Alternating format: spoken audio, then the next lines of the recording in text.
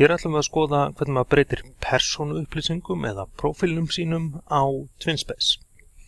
Og við byrjum á því að fara inn á edvinning.net og skrá okkur þar inn með okkar aðgangsorðum. Ég ætla að fara hér inn sem kollegi minn Sigríður Vala. Og hún fer hér inn á Edvinning Live sem er þetta skólasamfélag að félagsvefur Edvinning sem kennarar geta verið í sambandi, og til að komast inn á TwinSpace fer hún í Project, það sem verkefnin sem hún tekur þátt í eru, allar inn í verkefnin Nordic Literature, og hér undir stendur TwinSpace og þar smellir hún.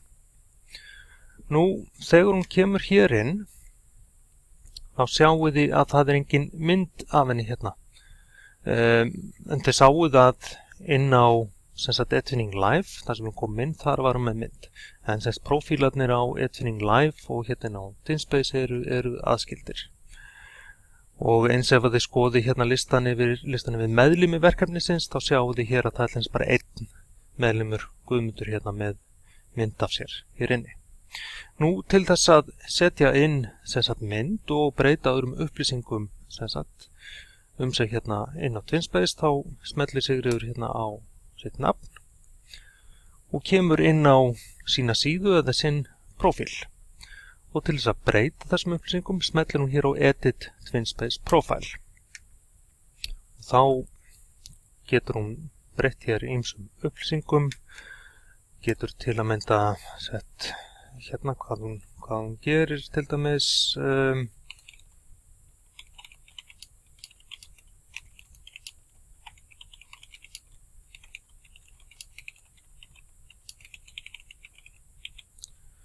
hérna Coordinator at the Icelandic National Support Service, verkefnistjóri hjá Íslensku landskrifstofunni, og hún vill fá mynd af sér hérinn. Þá getur hún ýmist farið hér í brás og fundið myndin á töflunni þannig, eða opnað möppuna með myndinni og dregið hana hér inn, sem við ætlum að gera.